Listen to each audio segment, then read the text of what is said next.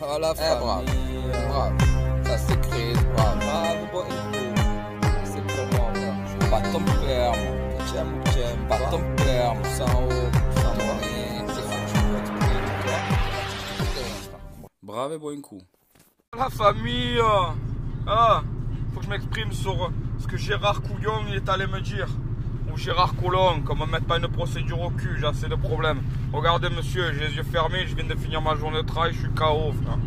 Donc voilà, il faut que je m'exprime sur ce qu'il a osé me dire. Ces genres de personnes qui sont à la présidence, qui sont au gouvernement, c'est des gens qui ne connaissent pas les quartiers.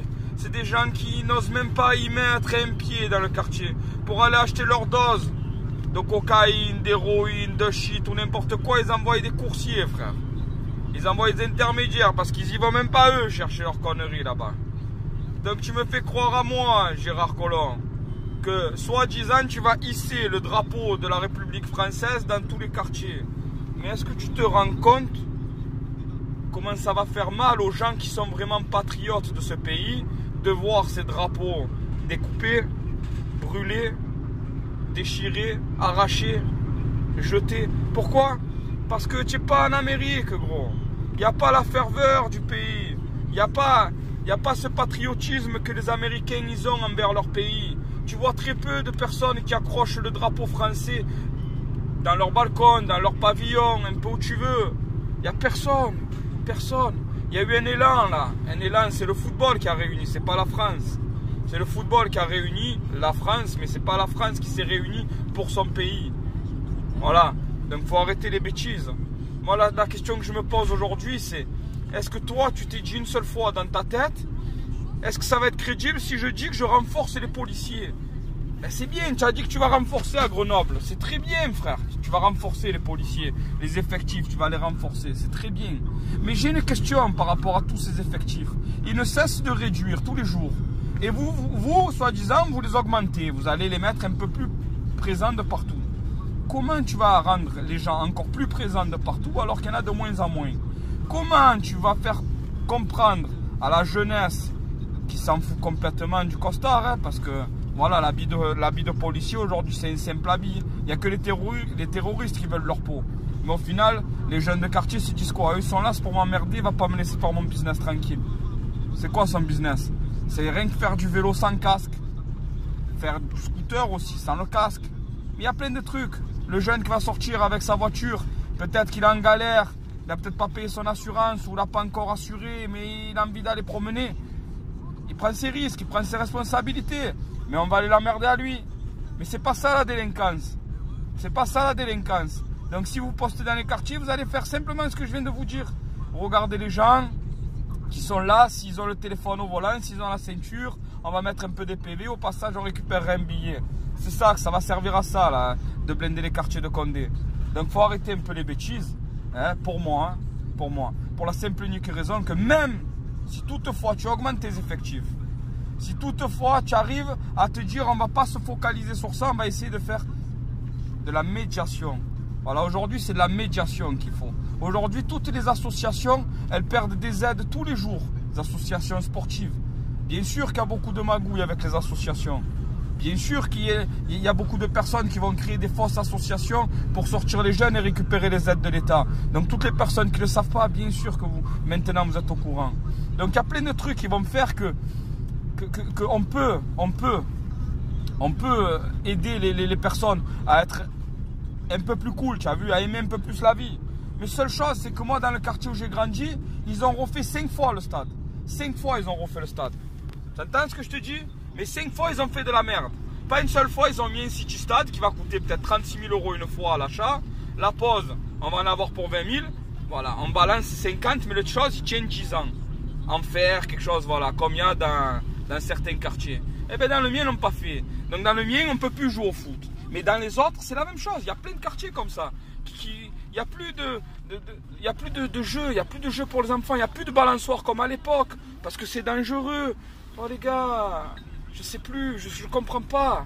Je comprends pas. Donc qu'est-ce qu'on fait? Nous on va dans les beaux quartiers pour pouvoir utiliser la balançoire, utiliser les choses, les jeux, les petits espaces de pelouse. Nous c'est pas entretenu. Ça sent la merde de chien de partout, il n'y a que des mauvaises herbes.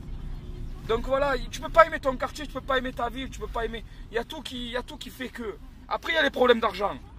Donc, arrête de me faire soi-disant croire que tu vas calmer les quartiers en mettant plein de policiers.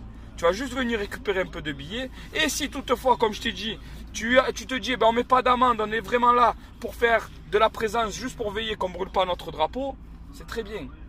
Mais au final, moi, il y a une question que je me pose, c'est qu'avant, il y avait des policiers à tous les carrefours.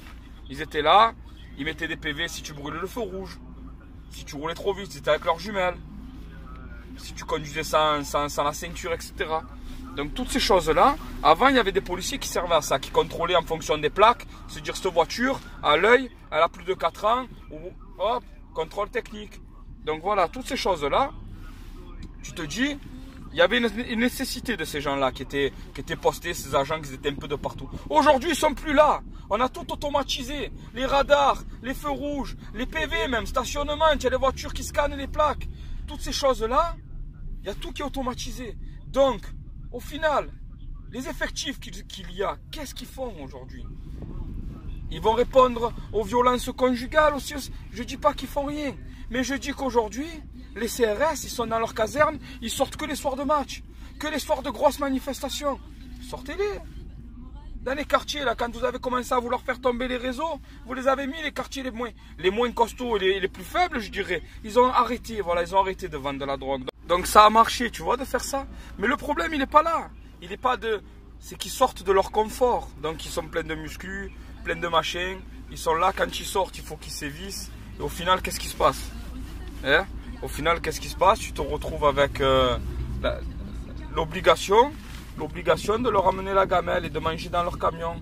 Alors qu'ils pourraient être à la salle, à la caserne, tranquille, en train de faire leur truc et de sortir un peu leur camion et de s'entraîner. Voilà. Donc les CRS aujourd'hui, c'est des personnes qui, pour moi, ils sont beaucoup moins utiles que la police nationale. Mais non, on les laisse dans leur confort, je dis. Je dis bien, on les laisse dans leur confort.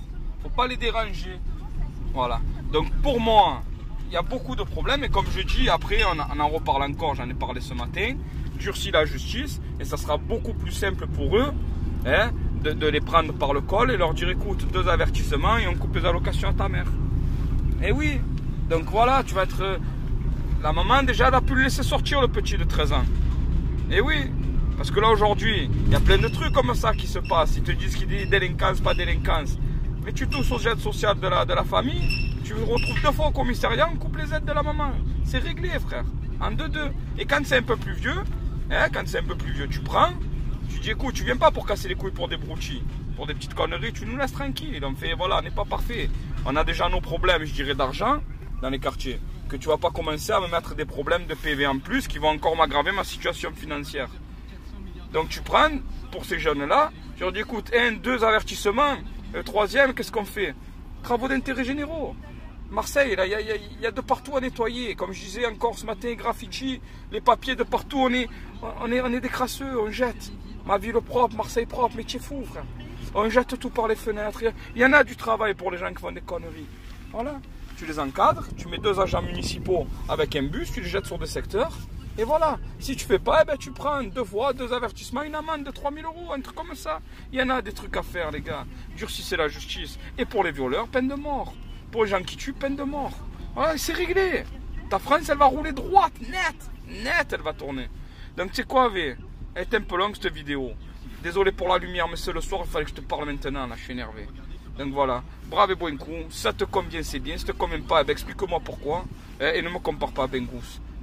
C'est-à-dire les vrais qui auront vu la vidéo entière ne me marqueront pas dans les commentaires. Oh, tu me fais penser à Bengous. D'accord? Regarde la date de la création de ma chaîne et on en reparlera.